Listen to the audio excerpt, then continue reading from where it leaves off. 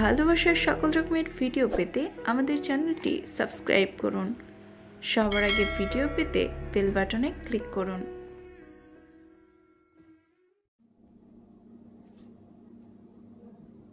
লাভ or হেট, ইভেলিনা তুর্য পর্ব 38।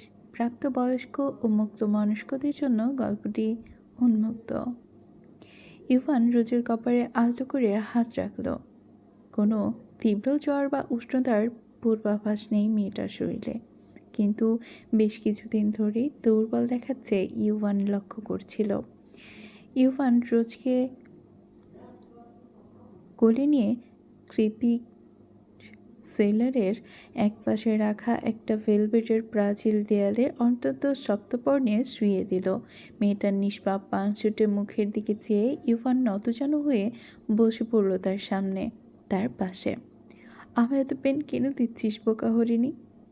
চোখ খুলতে হবে না তোকে, চোখ বন্ধ করে রেখে অন্তত কথা বল। তাও কিছু একটা তো বল। গালি দিতে মন চাইলে দে না, 1000টা দে। মারতে মন চায় তো আরও কয়েকটা ছুরির আঘাত করতে পারিস বুকে। But but but but don't even think about leaving me. I will destroy fucking everything for you. Ivan হাতের উল্টো পিঠ দিয়ে রোজের লালাফায় গালে স্লাইড করল। ভিতরকার চাপা তীব্র দহন জ্বালাভূত কণ্ঠে বলল, আমি যে পাপ, তুই যে পবিত্র, পবিত্রতার মাঝেই যে নিজের ধ্বংসের ময়দান সাজিয়েছি। ধ্বংস যে অনিবার্য। রোজের কোনো প্রত্যুত্তর না পেয়ে ইউভান চটফটানি বাড়ল।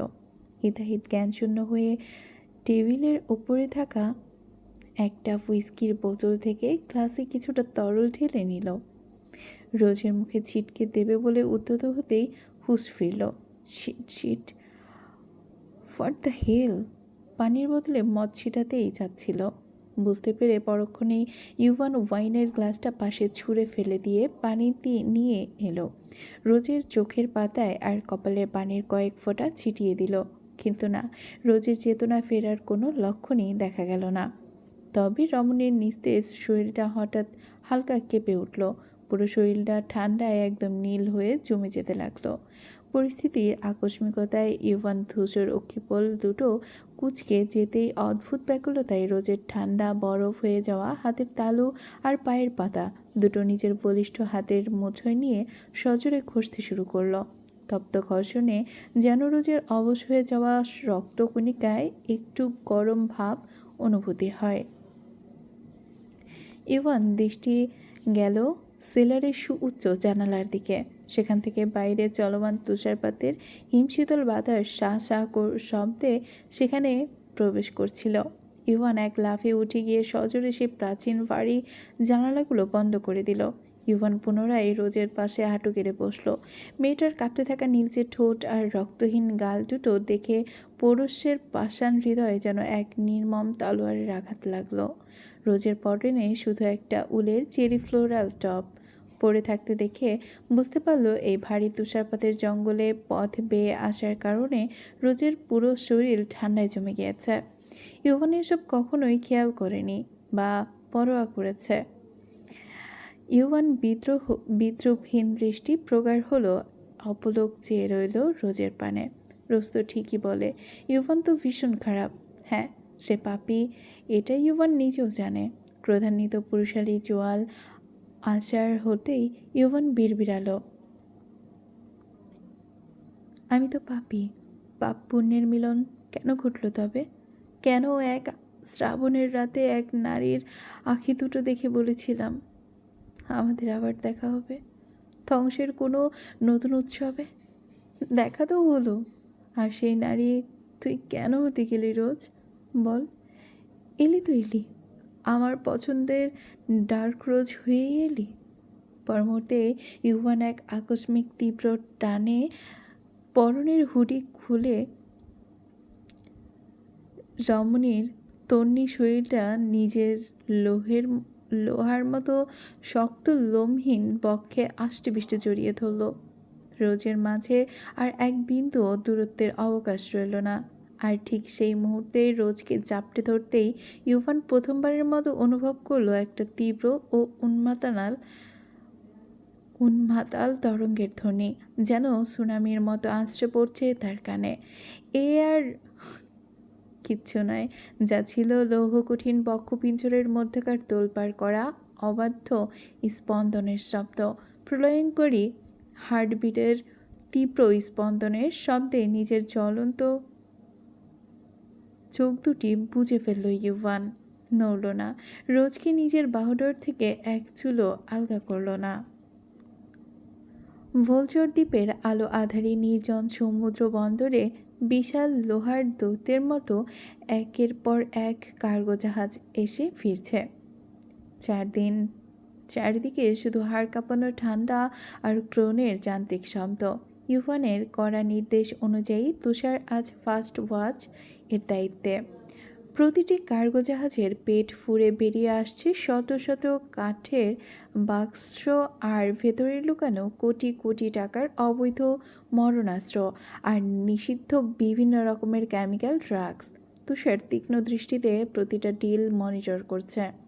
কান ঘেঁষে গোজা ওয়্যারলেস এয়ারপিস, পেছনে পেছনে জমাটবদ্ধ একজোড়া জেদি পা এগিয়ে চলেছে রাহা। শটান তুষারের পেছনে এসে দাঁড়ালো। আপনি আমাকে কিস করলেন কেন? এক গাল দেওয়া ভালো না, ভারসাম্য রাখতে অন্য গালেও দিন। থাপ্পড় মেরেছেন, মাপ করে দিয়েছি। অন্য কেউ হলে এতক্ষণে তার 14 গোষ্ঠী উদ্ধার করে ফেলতাম। তাই ভালোই বলছি, তাইওয়ান আর একটা কিস দিয়ে দিন। রাহার মুখে এমন অদ্ভুত আবদার আর বেপরোয়া কথা শুনে তুষার স্তম্ভিত হয়ে গেল। সে কান থেকে হাত সরিয়ে ইয়ারপিসটা হালকা চেপে ধরল। মেয়েটার অবাধ মুখরা বন্ধ করার কোনো উপায় যে জানা নেই তুষারের। চুমু দেইনি, ব্যথা দিয়েছিলাম, তার অ্যান্টিবায়োটিক দিয়েছি জাস্ট। বেশি কথা না বাড়িয়ে চুপচাপ গিয়ে ওখানে বসো, ডিস্টার্ব করবে না। রাহারি বেপরোয়া উল্টো কোনো দূরত্ব না রেখে এক ঝটকায় তুষার শার্টের কলারটা সজোরে মুচড়ে ধরল। আমি বলছি না আরেকটা দিতে, আপনি দিবেন কি না বলুন। পরে কিন্তু পুরুষ নির্যাতনের মামলায় ফেসে যাব। তুষার এমনিতেই কাজের মাঝে অন্যমনস্ক হওয়াটা তার তেমন পছন্দ না। কিছুটা বিরক্ত হয়ে রাহার উদ্ধত হাতটা সরাতে যাবে, ঠিক তখনই রাতের নিস্তব্ধতার মাঝখানে করে দিয়ে গর্জে উঠল কয়েকটি মরণাস্ত্র। বাতাসের বুক চিরে ফুরে এলো সাইলেন্সারযুক্ত বন্দুকের মরণঘাতী বুলেট। একটি বুলেট লক্ষ্যভ্রষ্ট হয়ে তাদের ঠিক ইঞ্চিখানেক দূর দিয়ে কার্গোর গায়ে আছড়ে পড়েছে। তুষার শিকারী মস্তিষ্ক 1 সেকেন্ডের জন্য সময় নষ্ট করল না। এক ঝটকায় রাহার কোমর জড়িয়ে ধরে তাকে নিয়ে নুয়ে পড়ল বন্দরের শীতল কংক্রিটের উপর উপঝুপড়ি আরও কয়েকটি শব্দহীন ঘাতক বুলেট তাদের মাথার উপর দিয়ে বাতাস চিরে চলে যেতে লাগলো। একের পর এক অ্যাটাক। সময় খুব কম। তুষার কাল বিলম্ব না করে রাহার হাত শক্ত করে ধরে এক দৌড়ে সামনের একটা খোলা কার্গো জাহাজে খোলার মধ্যে লাফিয়ে উঠল। জাহাজের সুরক্ষিত ধাতবের দেয়ালের আড়ালে এসে তুষার এক কোণ থেকে একটি অত্যাধুনিক অটোমেটিক রাইফেল তুলে নিল। ম্যাগাজিন বুলেট লোড করতে করতে রাহার উপর সমস্ত রাগ মিশিয়ে হিংস্র গর্জনে উঠল। তোমাকে আমি রুমে যেতে বলেছিলাম না? আমার কথা কি তোমার কানে যায় না? এত অবাধ্য কেন তুমি? তোমার কাছে কি এসব ফাজলামো মনে হয়? রাহার গায়ে হাত তুলতে না পেরে ডান হাতটা দিয়ে ঘুষি মারল জাহাজের গায়ে। তুষার এভাবে রাহার তার উপর চিৎকার করতে দেখে বিন্দুমাত্র না পরোয়া করে রমণী তুষারের হাত থেকে ভারী রাইফেলটা নিয়ে জাহাজের ভেতর এক ক্রিস্টাল ওয়াইন ক্যাবিনেটের উপর সজোরে ছুঁড়ে মারল। পরক্ষণে তুষারকে জাহাজের কাচের দেয়ালের সাথে সজোরে চেপে ধরল। তুষার শার্টের দুটো কলার নিজের হাতের মুঠোয় শক্ত করে পেঁচিয়ে ধরল। তার শ্বাস প্রশ্বাস ততক্ষণে ঘন হয়ে এসেছে। আপনি এভাবে আমার উপর চিল্লাচ্ছেন কেন? বাক্য বিনিময়ের সুযোগ প্রদান না করেই রাহা তার জ্যাকেটের নিচে থাকা পাতলা ক্রপ টপটি এক ঝটকায় উন্মুক্ত করে নিল। উন্মোচিত হইল রমণীর শার্পেল মেধহীন উদর, কিন্তু তুষারের অক্ষিবল ভেদ করল অন্য জায়গায়। রমণীর ধনুকের ন্যায় বাঁকানো উদর দেশের মধ্যস্থলের মধ্যমণির ওপর। পরক্ষণেই তুষার অক্ষিবল সংযত করে জিভ দিয়ে অঝর ভিজিয়ে নিল। রাহা তুষারকে দেখল তার কোনো কোমরে বাঁধা লেদার বেল্টের পাউচে অত্যন্ত নিখুঁতভাবে গোজা একটি প্রকাণ্ড 7.65 মিনি রিভলভার আর একটা ধারালো স্টেইলের শিকারি ছুরি। নিজেকে কিভাবে প্রোটেক্ট করতে হয় তা আমি খুব ভালো করেই জানি, মিস্টার হোয়াটএভার। রাহাত ঠোঁট কামড়ে হাসে তুষার শার্টের খোলা দুটো বোতামের মাঝখান দিয়ে নিজের কোমল হাত স্লাইড করে ভেতরে ঢুকিয়ে দিল। শরীরের চরম আকস্মিক সান্নিধ্যে তুষারের স্নায়ুতে বিদ্যুতের তরঙ্গ খেলে গেল, কিন্তু কঠোর পুরুষ তার আদিম পুরুষালী সত্তাকে কঠোরভাবে শাসন করে রাহার হাতটা সরিয়ে দিল। তার কেবিনেট থেকে রাইফেলটা আবার তুলে নিয়ে জাহাজের বুলেট প্রুফ জানালার এক কোণে নিশানবাজ চোখ রাখল। কুয়াশার আড়ালে লুকিয়ে থাকা অদৃশ্য স্নাইপারদের পজিশন লক করল। রাহা নেত্রপল্লব উল্টিয়ে তুষারের কাঁধে কোনোই ভর দিয়ে জিজ্ঞেস করল, কাদের লোকেরা? হিডেন স্নাইপারগুলো? ঠিক তখনই এক গার্ডের আকস্মিক প্রবেশ হতে রাহা পিছন ঘুরে তাকালো। গার্ডটি এক দৌড়ে এসে একটা সুরক্ষিত মিলিটারি গ্রেড ল্যাপটপ এনে জাহাজের মাঝখানে স্টিল টেবিলের ওপর রাখলো। অত্যন্ত কাঁপা কাঁপা গলায় তুষারের দিকে তাকিয়ে বলল, বস? তুষার সজোরে উত্তর দিল, ইয়াস। তুষার জানালার দিক থেকে ঘাড় ঘুরিয়ে টেবিলের দিকে তাকালো, আর তাকানো মাত্রই তুষারের ব্যাগ চোখের মনি জোড়া অন্যরকম আশঙ্কায় সংকুচিত হয়ে এলো। ল্যাপটপের স্ক্রিনে অলরেডি একটা লাইভ ভিডিও কনফারেন্স চালু হয়ে আছে, আর স্ক্রিনের ওপরে গভীর ও নিষ্ঠুর দৃষ্টি নিয়ে বসে আছেন ইতালিয়ান মাফিয়া সাম্রাজ্যের অন্যতম ত্রাস, মার্ভেল বিস্ট। মার্ভেল ঝুঁকে এলো স্ক্রিনের দিকে, অসভ্যের মতো সব কপাটি দাঁত দেখিয়ে হাসছে। ওয়াইনের গ্লাসের বহিরাংশ জিভ দিয়ে চেটে পুটে তুষারের উদ্দেশ্য করে বলল, মার্বেল মাঠে নামার আগে ঝড়ের পূর্বাভাস এমনি বারুদ হয়ে নেমে আসে। রিক কই? এই রিক কই? গাল টেনে একটা চুমু খাবো। রিককে ডাক তুষার। তুষারের পেছন থেকে রাহা খপ করে ল্যাপটপের সামনে এসে দাঁড়িয়ে রেখে মেয়ে ভুল কুচকে অকথ্য ভাষায় বলল, শালা তুই আমার ভাইকে চুমু খাবি মানে? তুই কে নাকি? মার্বেলের কণ্ঠ শুনেই চিনতে না পেরে স্ক্রিনে তাকিয়ে মার্বেলকে দেখে রাহা দুপা পিছিয়ে গেল। জল শক্ত হয়ে এলো রমণীর। রাহাকে দেখতে পেয়ে মার্বেলের মাথার পেছনে দুহাত রেখে আয়েসি ভঙ্গিতে বসলো। হায় রে, আমার রাহা ডার্লিং নাকি? Long time no see baby. খুব শীঘ্রই আসছি তোমার কাছে ডার্লিং, নিজের চোখে দেখে নিও গে নাকি না, খায়েশ মিটিয়ে দেব। মুহূর্তেই এক চরম শিকারীর হিংস্রের মতো গর্জে উঠল তুষার। তার হাতের মুষ্টি ক্রোধের তাড়নায় কাঁপছে।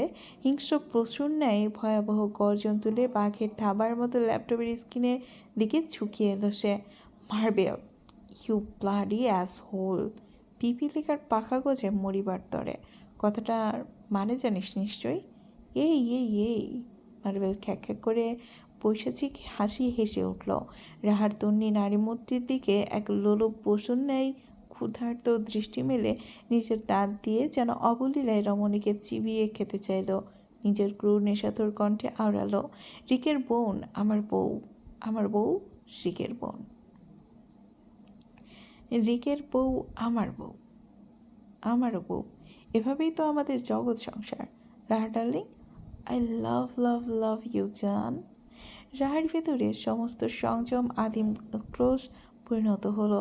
দাঁতে দাঁত পিষে সোজা তার 7.65 মিনি রিভলভারটা বের করে ল্যাপটপের স্ক্রিন বরাবর তাক করলো।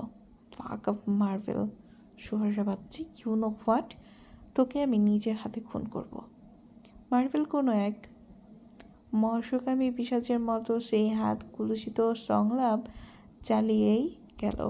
পরম সুখে চোখ বুজে বলল, ডার্লিং, তোমার হাতে খুন হতেও রাজি আছি। তার বদলে না হয় তোমার জন্য জমাকৃত আমার সব প্রোটিন তোমার উপহার স্বরূপ দেব। ন্যাক্কারজনক ভিডিও কনফারেন্সে আর 1 সেকেন্ডের জন্য স্থায়ী হতে পারল না। তুষার এক চরম আক্রোশের ল্যাপটপের ডালাটা ঠাস করে বন্ধ করে দিল। প্রচণ্ড ক্ষোভে ল্যাপটপটা ছুঁড়ে আছড়ে ফেলে দিল জাহাজের ধাতব মেঝের ওপর। অতঃপর এক চরম ও নিকৃষ্ট অন্ধ আক্রোশে রাহার 2 কাঁধে নিজের শক্ত হাত দিয়ে সজোরে আঁকড়ে ধরে চাকাতে লাগলো। তুষারের সমস্ত পুরুষালী ও উন্মাদ শক্তির নিষ্ঠুর প্রয়োগের ফলে রাহার সুকোমল শরীরটা তীব্র ব্যথায় কুঁকড়ে উঠল। তুষার ক্ষিপ্ত ও প্রলয়ঙ্করী স্বরে রাহার উপর ফেটে পড়ল, সামনে আসতে কে বলেছে তোমায়? Answer me. সামনে কেন এলে? আমাদের ইস্যু আমরা হ্যান্ডেল করে নিতাম। সব কাজে বাগড়া দেওয়া তোমার হ্যাবিট হয়ে দাঁড়িয়েছে। পরক্ষণে রাহা ধপ পড়ে বসে পড়ল চেয়ারে, সজোরে জাপটে ধরল তুষারের কোমর। তার কাঁপতে থাকা মুখটি গুজে দিল তুষার সেই শক্ত বুকের পাঁজরে। এমন পরিস্থিতির মাঝে রাহার এমন এক প্রশ্ন, যা শোনার জন্য তুষার নিজেও এক মুহূর্ত প্রস্তুত ছিল না, যা রাহা বরাবরই জিজ্ঞাসা করে আসে, আপনি কি অন্য কাউকে ভালোবাসেন? তাই? তুষার স্তব্ধ হলো। লৌহ ইস্পাত কঠিন্য হাত দুটো অসাড় হয়ে এলো। তুমি কোথা থেকে কোথায় চলে যাও বলো তো? এখানে আমার ভালোবাসার কথা আবার কোথা থেকে এলো? কেন আসবে না?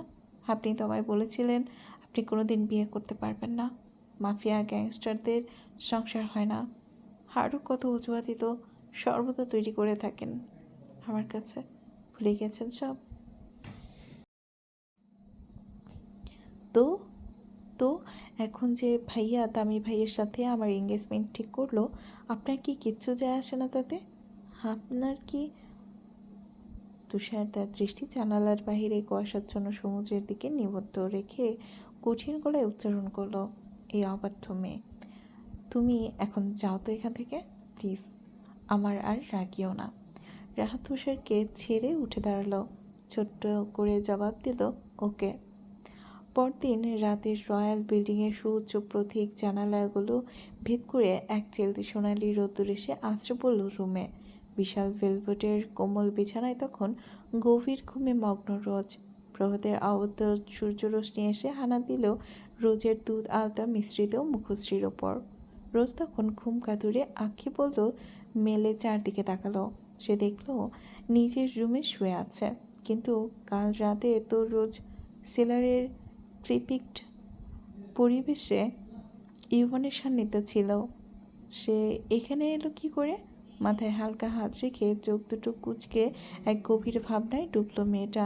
কাল রাতে কি রোজ আবারও জ্ঞান হারিয়েছিল ফেলেছিল? হকচকিয়ে বেডের অন্য পাশে তাকালো, কিন্তু সেখানে ইউভানের কোনো অস্তিত্ব নেই। রোজ দ্রুত শাওয়ার রুমে গিয়ে ফ্রেশ হয়ে এসে দাঁড়ালো ড্রেসিং টেবিলের ভ্যানিটির সামনে, আর আয়নায় নিজের প্রতিবিম্ব ভেসে উঠতেই আতঙ্কে শিউরে উঠল।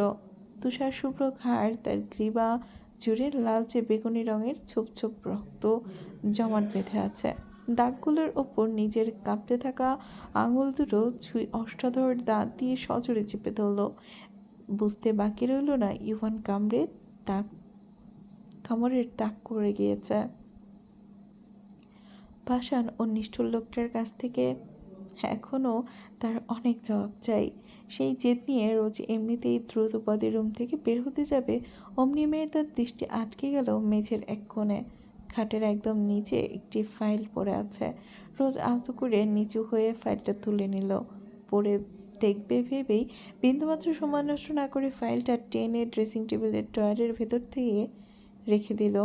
রোজ লিফটে উঠে 6th ফ্লোরে বোতাম চেপে দিল। 6ষ্ঠ তলায় লিফটের দরজা খুলতেই দেখল এক দীর্ঘ ও শুনশান করিডর। ধীর কিন্তু দৃঢ়পায়ী রমণী করিডরে বেয়ে সামনে এগোতেই দেখল একটি রাজকীয় ভিআইপি রুম। ইউভানের দরজার ওপর সোনালি অক্ষরে খোদাই করে লেখা, মনস্টার বিস্ট। আর সেই দরজার সামনে পাহাড়ে দাঁড়িয়ে আছে হাতির মতো দীর্ঘ ও চওড়া দেহের দুজন কৃষ্ণবর্ণ পোশাকধারী সশস্ত্র গার্ড। কোমরে গোছা উদ্যত মরণাস্ত্র। রোজ সংকোচ না দেখিয়ে সোজা দরজার দিকে এগিয়ে যেতেই ভেতরে প্রবেশ করতে চাইল, কিন্তু পাহাড় সম দুজন গার্ড একযোগে হাত বাড়িয়ে রোজের পথ অবরুদ্ধ করল। তাদের একজন অত্যন্ত ভারী গলায় বলল, বসের রুমে অনুমতি ছাড়া কারো প্রবেশ নিষেধ ম্যাম। রোজ বিরক্তিতে নিজের ভ্রু কুঁচকে অত্যন্ত গম্ভীর ও কর্তৃত্বপূর্ণ স্বরে বললেন, সামনে থেকে সরে যান, আমাকে ভিতরে যেতে দিন। গার্ডটি তার নিজের জায়গায় পাথরের মতো অনর্থিকে মাথা নিচু করে বলল, I am sorry ma'am, but we don't allowed anyone without Katrina ma'am. ক্যাটরিনার নাম শুনতেই রোজের দাঁত কামড়িয়ে কিরমির করতে লাগলো। রোজের ভীত হলো না, সে জানতো আপাতত রোজকে কেউ কিছুই করবে না, তার সুরক্ষা নিশ্চিত করা আছে, তাই ভয়ের কোনো অবকাশ নেই। অত্যন্ত ধারালো গলায় রোজ বলল, আমি কে সেটা নিশ্চয়ই তোমরা জানো। গার্ড দুজন মূলত ভোলচার দ্বীপেরই বিশ্বস্ত সেন্টি। তারা রোজকে এমন ভারী গলায় কথা বলতে দেখে নিজেদের উদ্ধত ভাব কিছুটা কমিয়ে আনলো। কিছুটা সম্মানের সঙ্গে মাথা ঝুঁকিয়ে বলল, ইয়েস ম্যাম, উই নো আপনি would be Mrs Volkov, gangster ভোলকফের উড বি ফিয়ন্সে। গার্ডদের মুখ থেকে গ্যাংস্টারের হবু স্ত্রীর তকমাটা শুনে নিজের অক্ষিপল জোড়া ক্ষণিকের জন্য বন্ধ করল। অতঃপর এক বকুল লম্বা শ্বাস টেনে নিয়ে নিজেকে শক্ত করে বলল, আপনাদের রিক বস ভেতরে আছেন নিশ্চয়ই, যাক ওনাকে। ম্যাম, বস তো এই মুহূর্তে রুমে নেই। নেই? No ma'am. রোজ আর সেখানে এক সেকেন্ডের জন্য দাঁড়ালো না, সমীচীন মনে করলো না সে। চলে আসার জন্য পা বাড়াতেই হঠাৎ কি মনে করে থমকে দাঁড়ালো। গার্ডদের দিকে পিছু ফিরে জিজ্ঞাসা করলো, মিস্টার ভোলকোপ রুম কোনটা? গার্ড দুজন অবাক হয়ে একে অপরের মুখের দিকে তাকালো। অতঃপর তাদের একজন আঙুল উঠিয়ে বলল, 3rd ফ্লোরে ম্যাম। নিচতলার ডরিমিটরের এক কোণে ইভানের আদরের নেকটেন ডাক্সকে নিষ্ঠুর স্পাইডারের অধিপতি ইভান পরম মমতায় ঝুঁকে পড়ে হিংস্র পশুর কপালে এক আলতো চুনমো এঁকে দিল। নেকড়েটা তার দীর্ঘ লাল জিভ বের করে বিশ্বস্ততায় ইভানের পা চাটতে লাগলো। প্রকোষ্ঠের মাঝখানে হাত পা লোহার ভারী শিকলে বেঁধে ঝুলিয়ে রাখা হয়েছে এক ঝানু স্নাইপারকে। এক স্নাইপার কার্গো জাহাজের কাছে রাহাত তুষারের ওপর অ্যাটাক করেছিল। স্পাইডারের গার্ডরা ট্র্যাপে ধরে ফেলে সেই স্নাইপারকে। যদিও ইভান জানে একে মেরে ফেললেও মার্বেলের কিচ্ছু যায় আসে না, উল্টো খোদার জালিম মার্বেল ইভানকে খ্যাপাতেই এমন করেছে। ইভানের পৈশাচিক উৎফুল্লতার মিশ্রিত হাসির শব্দ পুরো ডরমিটরি কেঁপে উঠছে। রাহার উপর আক্রমণের আক্রোশে ইভানের মার্বেলের স্নাইপারকে একটু সহ যত্ন করার প্রস্তুতি নিচ্ছে। পৈশাচিক খুনের তৃষ্ণা আর আদিম আক্রোশ তখন চরমে। পুরুষটার ওকে পড়ল কোনো ক্ষুধার্ত বুনো জানোয়ারের মতো টকটকে লাল হয়ে তার যে ভয়ঙ্কর দেখাচ্ছে। শার্টের ভেতরে সুঠাম পেশিগুলো শরীরের প্রতিটি শিরা উপশিরা রাগে ফুলে উঠছে, যেন এখনই শার্ট চিরে রাক্ষসের পেশিগুলো বেরিয়ে আসবে। ইভান এক হাতে একটা ভারী মোটা লোহার রড তুলে নিল। ঝুলন্ত স্নাইপারটির সামনে গিয়ে দাঁড়িয়ে পুরো শক্তি প্রয়োগ করে লোহার রডটি সজোরে আছড়ে ফেলল স্নাইপারটির মুখ আর নাক বরাবর। হাড় ভাঙার এক বীভৎস মটমট শব্দে স্নাইপারের নাকটা থেতলে ভেতরের দিকে ঢুকে গেল। কিন্তু ইভান থামল না। অনবরত রড দিয়ে লোকটার মুখের ওপর আঘাত করতে লাগলো। নিষ্ঠুরতার চরম পর্যায়ে গিয়ে ইভান লৌহ কঠিন হাতের আঘাতে পড়ল স্নাইপারের মাথার খুলির লক্ষ্য করে। সজোরে রডের বাড়ি পড়তেই কটমট শব্দ করে মাথার খুলি এক চামড়া ফেটে যাওয়ার এক নরকে আওয়াজ হলো। ফিনকি দিয়ে তাজা রক্ত ছিটকে এসে আছড়ে পড়ল ইভানের দানবীয় মুখাবয়বের ওপর। ইউভানের ঠোঁটের কোণে ফুটে উঠল এক পৈশাচিক তৃপ্তির রক্তিম হাসি। স্নাইপারের চোয়াল শক্ত করে চেপে ধরে মানবের জিহ্বা টেনে বের করে এনে ছিঁড়ে ফেলল মেঝেতে। হিংস্রতা মিশিয়ে হুঙ্কার দিয়ে উঠল, "You can take your lost breath now. But remember one thing, I heal. When you meet your boss, tell him that I am coming to take his fucking soul. No one touches my sister and stay level." পৈশাচিক উন্মাদনার তখন শীর্ষ পর্যায়ে। Drawer থেকে একটা ধারালো শিকারি ছোড়া বের করে স্নাইপারের হাতের কবজি পর্যন্ত এক কোপে পুরো মাংস আর চামড়া ছিঁড়ে আলাদা করে ফেলল। অসহ্য যন্ত্রণায় স্নাইপারের কণ্ঠ দিয়ে এক গগন বিদারী নরকীয় আর্তনাদ বেরিয়ে এলো।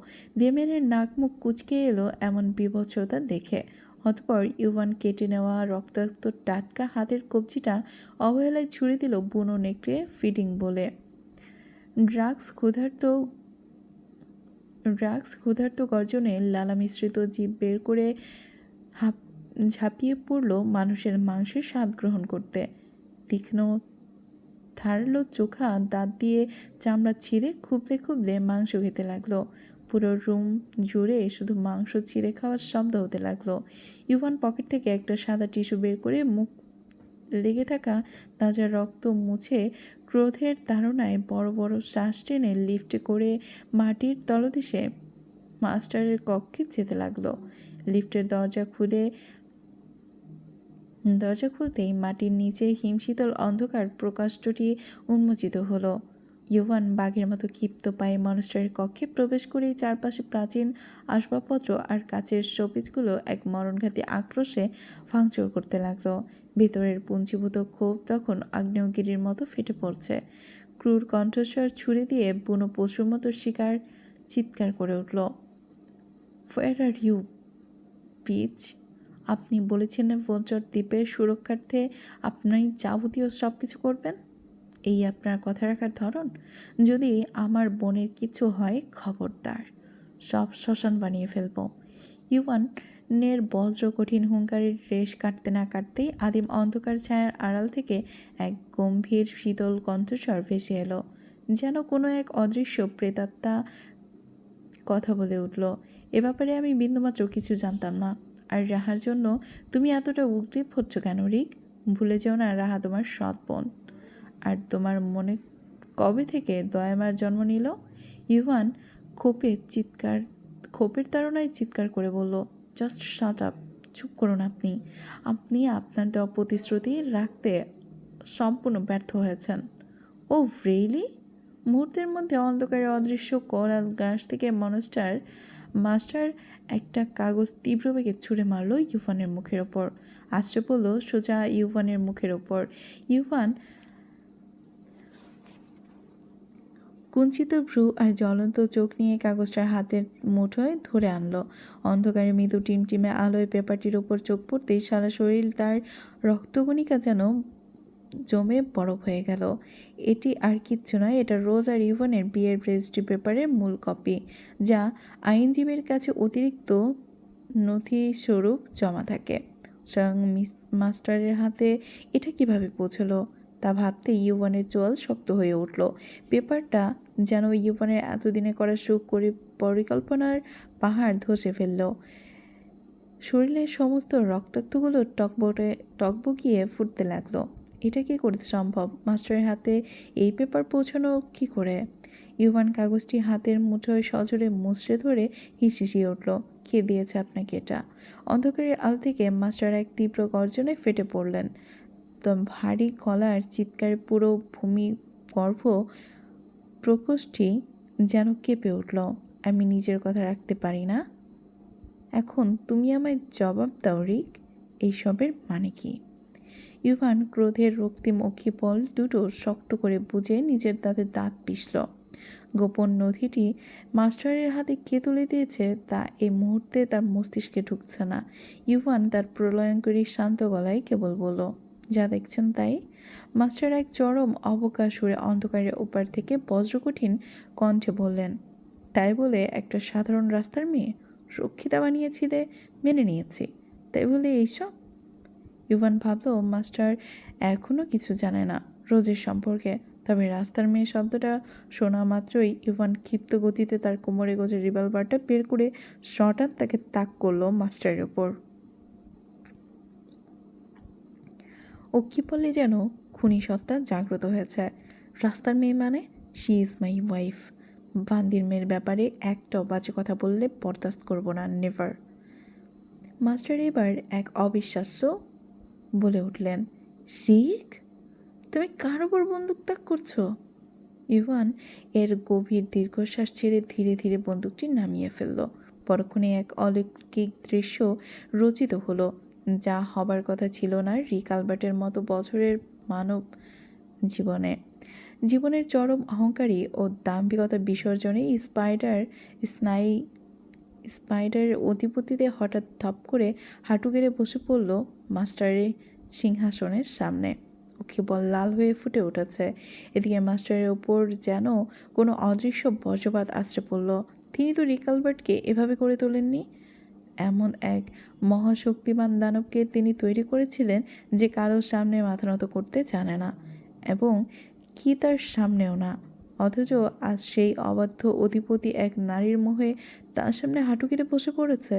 মাস্টার অন্ধকারের ভেতর নিজের চোখ দুটো অবর্ণীয় ভঙ্গিতে বুজে ফেলে কাঁপা কাঁপা গলায় বললেন, তোমাকে আমি এই শিক্ষা দিয়েছিলাম রিক? আনবিলিভেবল। তুমি আমার সেই তৈরি করা রিক?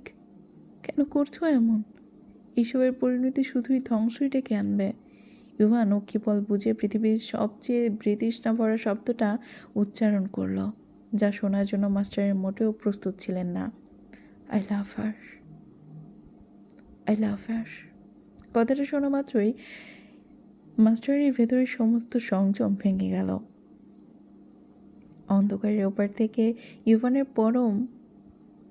ইভানের পাশ বেয়ে এক তীব্র আক্রোশে আছড়ে পড়ল এক ভারী হুইস্কির বোতল। বোতলটি সজোরে ভেঙে তার কাচের টুকরো তরল ছিটকে লাগলো ইভানের গ্রেবার ওপর দিয়ে।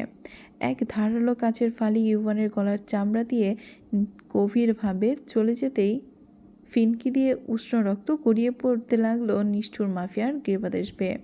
কিন্তু ইভানের মাঝে কোনো অনুশোচনা যন্ত্রণার লেশমাত্র নেই। নির্বিকার চিত্তে সেই রক্ত আর কাচের আঘাতকে তুড়ি মেরে উড়িয়ে পূর্ণ শক্তিতে পুনরায় চিৎকার করে উঠল, yes, I feel for her father, I mean godfather. ইভানের মুখ থেকে প্রথমবার গডফাদার সম্বন্ধটি শুনে অন্ধকারের ওপারে দাঁড়িয়ে থাকা মাস্টার এক অসীম বিস্ময়ে স্তব্ধ হয়ে গেলেন। কতগুলো বছর কেটে গিয়েছে, এই রিক আলবার্ট কোনোদিন তাকে কোনো নামে ডাকেনি। ভোলকবের সবাই তাকে মাস্টার বলে কুর্নিশ করলেও ইভান ছিল একমাত্র ব্যতিক্রম। অথচ আজ একটা সামান্য নারীর মুখে পড়ে নিজের সব দম্ভ বিসর্জন দিয়ে ইভান তাকে গডফাদার বলে সম্বোধন করল। মাস্টারের পাথরের মতো মুখায়ব এক অসীম অবিশ্বাস তার রাগ ভর করল। ম্যানুপুলেট করেছে আমায়। ম্যানুপুলেট তো ভালোই জানো না। ভালোবাসা মানো? ভালোবাসো মানে তোমার মুখ থেকে এমন কিছুই শুনতে হলো রিক। এই অন্ধময়ের পরিণতি শুধুই ধ্বংস হয়ে যাবে তুমি। মাস্টারের সাবধানবাণী শেষ হওয়ার আগে ইভান তার বুকে ভেতরের সমস্ত আদিম আক্রোশ এক বিন্দুতে এনে হিংস্র সিংহের মতো গর্জে উঠল। ধ্বংস হয়ে গেছে, ধ্বংস হয়ে যাব। আমি সত্যিই ধ্বংস হয়ে যাব যদি ওকে না পাই। ইভান এই স্পর্ধিত উচ্চারণে মাস্টারের ভেতরের শেষ সংযমটুকু চালিয়ে দিল।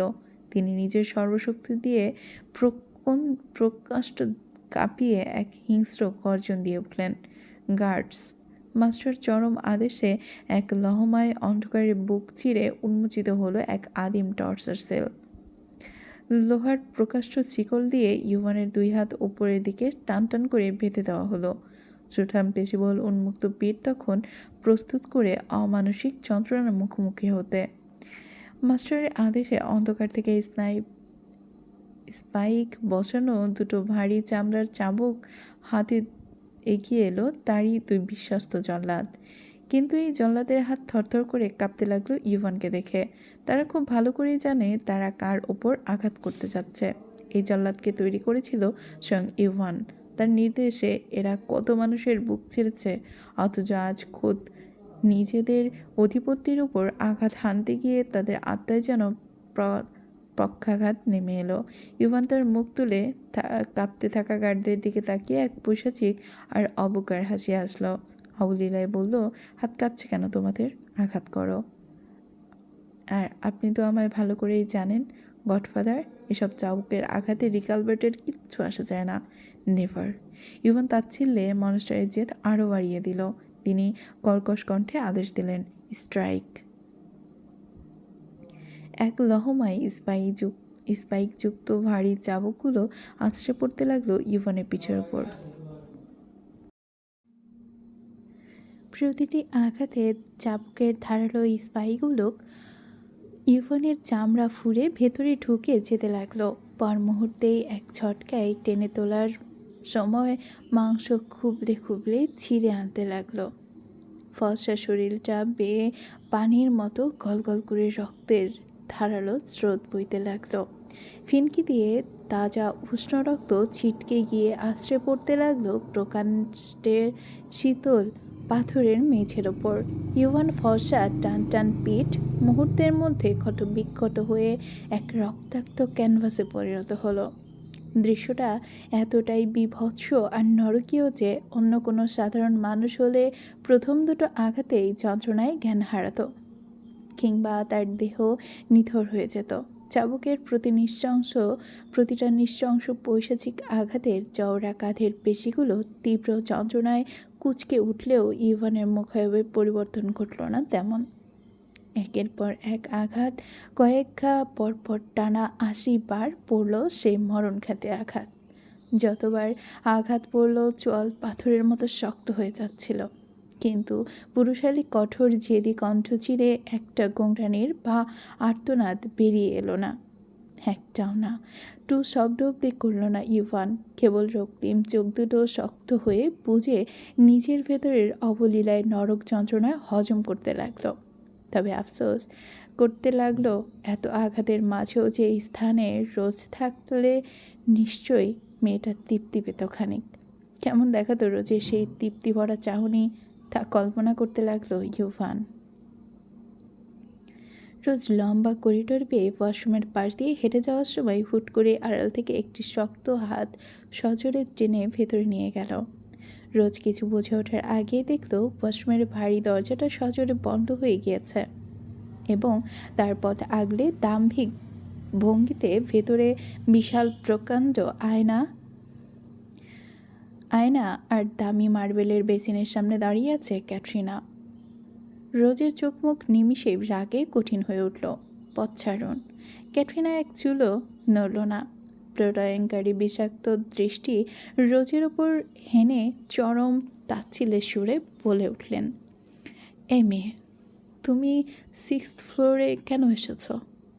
এখন তো তুমি আর রিকের রক্ষিতা নও। এখানে আর একদম আসবে না। রোজ কপাল কুঁচকে শটান জবাব দিল, আমি কোথায় যাব আর যাব না তা কি আপনার থেকে অনুমতি নিতে হবে? ক্যাটরিনার মতো দুর্ধর্ষ নারী মাফিয়ার ওপর রোজের এই পাল্টাই স্পর্ধা যেন আরও খেপিয়ে দিল। রোজের দিকে এগিয়ে এসে ক্রুর গলায় বলল, কার সাথে দাঁড়িয়ে কথা বলছো জানো তো? ভুলে গিয়েছো সব? রোজ কড়া গলায় বুক টান টান করে জবাব দিল, হ্যাঁ, খুব ভালো করেই জানি। আর আপনিও নিশ্চয়ই জানেন আমি কে। রোজের জবাবে ক্যাটরিনার পৈশাচিক নাটকীয়তা ফেটে পড়ল। নিজের একটা পা শটান তুলে ওয়াশরুমের বেচিনের ওপর রাখলো এবং অত্যন্ত কুৎসিত ভঙ্গিতে মুখে হাত দিয়ে রোজকে অবজ্ঞা করার ব্যর্থ চেষ্টা করলো। অতঃপর এক চরম মর্ষকামী হাসি হেসে বলল, অফ মিসেস ভোলকফ, অবশ্য তোমাদের মতো রাস্তার সস্তা মেয়েরা না চাইতে অনেক কিছু পেয়ে যায়। এই যেমন ধরো আমার জান, এর সামান্য এক রক্ষিতা থেকে সোজা গ্যাংস্টার ভোলকফের উড বি ওয়াইফ। তোমার কি আসলে মনে হয় তুমি এইসব ডিজার্ভ করো? ক্যাটরিনার অপমান রোজ কিছুতেই হজম করতে পারলো না। তার সারা শরীর অপমানের তীব্র আগুন দাউ দাউ করে জ্বলে উঠল। এতটা অপমান হজম করার মতো শক্তি তার নেই। এমন নিক্কারজনক অপবাদ সহ্য করতে না পেরে রোজ হিতাহিত জ্ঞান হারিয়ে এক চরম আক্রোশে সজোরে এক চড় বসিয়ে দিল ক্যাটরিনার গালে। ক্যাটরিনা অপমানে তার চোখ মুখ হিংস্র পশুর মতো হয়ে উঠল। মাফিয়া লেডির গায়ে হাত তোলার স্পর্ধা পেল কই এই মেয়ে। দাঁতে দাঁত পেশে হিসিয়ে উঠল। ইউ ফাকিং বিস, হোরগাল, হাউ ডেয়ার ইউ! বলেই ক্যাটরিনার হিংস্রতায় রোজের রেশমি চুল নিজের হাতের মুঠোয় পেঁচিয়ে ধরে তাকে বাথরুমের মার্বেল দেয়ারের সাথে সজোরে চেপে ধরল। অন্য হাত দিয়ে রোজের গলা টিপে ধরল। রোজের বুক ফেটে দম আটকে আসতে চাইল, শ্বাস নিতে পারছে না। রোজ নিজের গলার ওপর থেকে ক্যাটরিনার হাত সরানোর চেষ্টা করে, বরং দ্বিগুণ আক্রোশে ক্যাটরিনার লম্বা চুলের মুঠো শক্ত করে চেপে ধরল। নিজের শরীরের সমস্ত ঘৃণা আর আক্রোশ এক বিন্দুতে এনে নাককুচকে অকথ্য বর্ণে ক্যাটরিনার আত্মায় আঘাত এনে চেঁচিয়ে উঠল, এই পরজাতি বেলজ্জা বজ্জাত! তোর মতো নটির বিষ বুঝি আমি। পরের মান লই হুতি থাউন তোর বড্ড ভালো লাগে না? বেচারা বেহায়া সহুত পানি নাই তোর। তোর যদি এতই মদত খাইছে ওরে, তাইলে গদর যাই হেন কুত্তার লগে বিয়া করি ফেল না কিল্লাই। পরমান টানি আইনার চৌত কান্দিয়া খচ্চরের। তোর মতো ডাঙ্গর ফুন্দিরে বিষ হানি দি মরণ পরিব। রোজের মুখের তীব্র ক্ষোভের ভাষা ক্যাটরিনা বিন্দু বিসর্গ বুঝতে পারল না। ইনফ্যাক্ট আমিও বুঝতে পারিনি। ফ্যাল করে তাকিয়ে হাঁপাতে হাঁপাতে বলল, মানে কি এই মেয়ে, তুই কী বলছো? তুমি ছাইপাস? রোজ এবার ক্যাটরিনাকে কোনো জবাব না দিয়ে চুলের মুঠিতে এক তীব্র হ্যাসকার টান মেরে তাকে বেসিনের দিকে নুইয়ে দিল। অন্য হাত বাড়িয়ে এক ঝটকায় বেসিনের পানির ট্যাপটা ফুল স্পিডে ছেড়ে দিল। ক্যাটরিনার পুরো মুখমণ্ডল সজোরে চেপে ধরল সেই তীব্র ধারার পানির নিচে। ক্যাটরিনা হাত পা ছুঁড়ে দম বন্ধ হয়ে যন্ত্রণার ছটফট করতে লাগলো। কিছুক্ষণ তাকে পানির তলে অমানসিক শাস্তি দেওয়ার পর রোজ ঘৃণা পড়ে ক্যাটকে ছেড়ে দিল। ক্যাটরিনা টাল সামলাতে না পেরে মেঝেতে বসে পড়ল, তীব্রভাবে হাঁপাতে লাগলো। অন্যদিকে রোজ কোনো রণক্ষেত্রের হিংস্রতায় রাগে ফুঁসছে। ক্যাটরিনার কোনো রকমে উঠে দাঁড়িয়ে নিজের এলোমেলো চুলগুলো ঠিক করে আবার এক চরম আক্রোশে রোজের দিকে তেড়ে আসতে চাইল, তবে মাঝপথেই নিজের পা থামিয়ে দিল। দেখো, তোমার মতো থার্ড ক্লাস মেয়েদের পেছনেই আমি আমার মূল্যবান সময় নষ্ট করতে চাচ্ছি না। নিজের ঠোঁট কামড়ে আবার বলল, এমনিতেই আজকের রাতটা আমার জন্য অনেক স্পেশাল। আমার জানের সাথে আজ ক্যান্ডেল লাইট ডিনারের স্পেশাল ব্যবস্থা করেছি আমি। মুডটাই পুরো খারাপ হয়ে গেল। ক্যাটরিনার মুহূর্তের মধ্যে রাগে মেঝেতে পা আছাড় মেরে চিৎকার করে বলল, না হলে এই মুহূর্তে আমি তোমাকে এখানেই সেলফ মেরে ফেলতাম। মারার হলে এতক্ষণ মেরেই দিতে। শাট আপ, দূরে থাকবেন। হোয়াট? কিসের দূরে? কার থেকে দূরে থাকার কথা বলছো রোজ? নাথিং। ক্যাটরিনার এক ক্রুর ও ব্যঙ্গাত্মক হাসি হাসলো। রোজের একদম কাছাকাছি এসে কানের কাছে ফিসফিসিয়ে বলল, রাবিশ। রিকের সাথে এমনিতেই আমার ঘনিষ্ঠ মুহূর্ত অনেক। তুমি আর ভোলকপ আলাদা রুমে থাকো বুঝি? আমি আর রিক তো এক রুমেই থাকি। You don't know? মুহূর্তেই রোজের পিঠে এক ধাক্কালো গিয়ে ঠেকলো ওয়াশরুমের পেছনের দেয়ালে। ঘৃণায় নাক ছিটকালো। বুক ভরে বড় বড় শ্বাস টেনে ক্যাটরিনাকে কিছু বলতে যাবে, কিন্তু তার আগে ক্যাটরিনা ড্যাশিং ভঙ্গিতে ওয়াশরুম থেকে বেরিয়ে লিফটের ভেতরে ঢুকে গেল।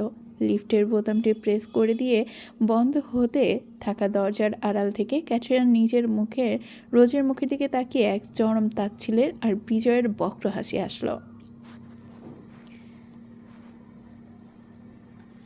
ক্যাটরিনা চলে যেতেই রোজের সমস্ত শরীরের শক্তি যেন এক লহময় কর্পূরের মতো উড়ে গেল। দেয়ালে ভর দিয়ে কোনো মতে নিজেকে সামনে নিয়ে ফিসফিসিয়ে করে স্বাগতিক করলো। তাতে আমার কি? ছি, দানবটার কাছ থেকে এইসবই আশা করা যায়। আমি আর এসব নিয়ে বিন্দুমাত্র ভাববো না। ছি। রোজ বেসিনের সামনে গিয়ে দাঁড়ালো। আয়নায় নিজের প্রতিবিম্ব ফেঁসে উঠতেই ভেতরে আটকে রাখা অশ্রু চেপে রাখতে পারল না। দু চোখ উপচে নোনা জলের ধারা নেমে এলো। বুকের বাঁ পাশে এক তীব্র অসহ্য যন্ত্রণা মোচড় অনুভব করে আয়নার দিকে তাকিয়ে নিজের বুকেই হাত রাখল। এমন এমন করছি কেন আমি? একটা জানোয়ারের জন্য এত কষ্ট কেন হচ্ছে আমার? আমি কিচ্ছু ভুলতে পারবো না। আমি ঘৃণা করি আপনাকে। I hate you. রোজ হাতের উল্টো পিঠ দিয়ে সজোরে চোখের অবাধ্য অশ্রু মুছে নিল। লিফটের তোয়াক্কা না করে সিঁড়ি বেয়ে নিচে নামতে লাগলো। হঠাৎ অবাধ্য মনটা যেন এক চরম বিদ্রোহ করে বসলো। থমকে দাঁড়ালো। পরক্ষণেই এক তীব্র টানে সোজা দৌড় লাগালো ইউভানের রুমের দিকে। রুমের দরজার সামনে থাকা প্রকাণ্ড গার্ডরা আবারও রোজকে আটকাতে চাইল। সে সমস্ত বাধা উপেক্ষা করে জোর করে দরজা ঠেলে ভেতরে ঢুকে পড়ল এবং চিৎকার করে উঠল, তোকে আমি কোনো দিনও ক্ষমা করব না। শুনতে পাচ্ছিস তুই, কাপুরুষ জানোয়ার? কিন্তু রুমে ঢুকতেই রোজের নেত্র পড়ল বাদামে মণি দুটো এক জায়গায় স্থির হয়ে গেল। বিশাল রাজকীয় বেডের উপর এক প্রকাণ্ড পুরুষের দেহ উপর হয়ে শুয়ে আছে, বুকে ভর দিয়ে। রোজ এক পা করে সামনে এগোতেই পাগুলো অসাড় হয়ে এলো। বিছানায় ইউভানের সমস্ত খালি গায়ে শুয়ে আছে। থপথপে ফর্সা বলিষ্ঠ পিঠ জুড়ে ফুটে উঠেছে এক নরকীয় দৃশ্য। ফর্সা শরীরে ক্ষতগুলো একটু বেশি নজর কাড়ে যেন। চাবুকের মরণঘাতী আঘাতের চামড়া ফেটে মাংস খুবলে উঠে এক বিভৎস রক্তাক্ত অবস্থা তার উপরে মেডিসিনের প্রয়োগ করা। জমাট বাঁধা রক্তের ছোপগুলো দেখে রোজের পা দুটো আর এক কদমও নড়ল না। সেই স্তব্ধ হয়ে দাঁড়িয়ে রইল। পরক্ষণেই রোজ বিছানার পাশে এসে ধপ করে ফ্লোরের ওপর বসে পড়ল। হাত দুটো থরথর করে কাঁপছে মেয়েটার। ইউভান উপর হয়ে চোখ বুঝেই শুনতে পেল রোজের নাক টানার আওয়াজ। তোর নাক টানার শব্দটা ফাকিং ডিসকাস্টিং। ইউভানের মরণ যন্ত্রণাদায়ক ক্ষত বিক্ষত পিঠের ওপর রোজ অতি সাবধানে নিজের কম্পিত হাত বোলাতে লাগলো। যার ক্ষত তার থেকেও যেন বেশি যন্ত্রণা অন্য কোনো প্রাণী স্পন্দনে হচ্ছে। রোজের হাতের কোমল স্পর্শে তীব্র যন্ত্রণায় ইউভানের সমস্ত মুখায়ব এক নিমিষেই কুঁচকে উঠল।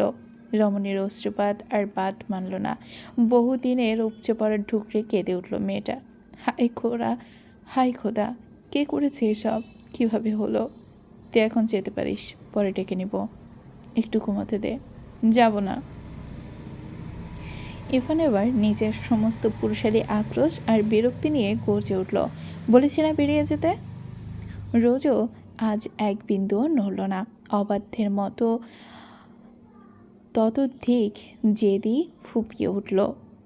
বলেছি তো যাব না। রোজ এক ঝটকায় ইউভানের হাত আঁকড়ে ধরল। পুরুষালী হাতের শক্ত পেশিতে নিজের মুখ গুজে দিয়ে সে ইউভানকে হালকা ঝাঁকাতে লাগলো। ক্রন্দনরত গলায় অনুনয় করতে লাগলো, এই কেন করেন আপনি এসব?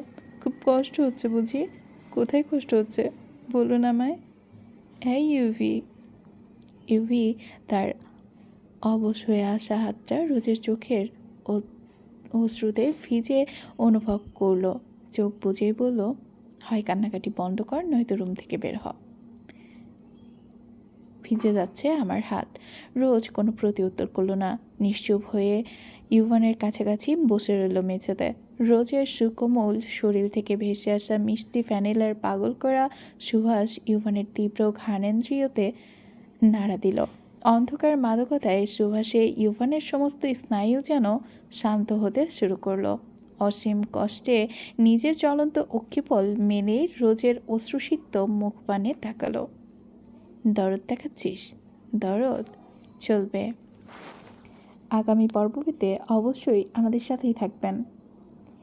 আর যারা এখনও সাবস্ক্রাইব করেননি অবশ্যই সাবস্ক্রাইব করে চ্যানেলটির পাশেই থাকবেন। Thank you for watching.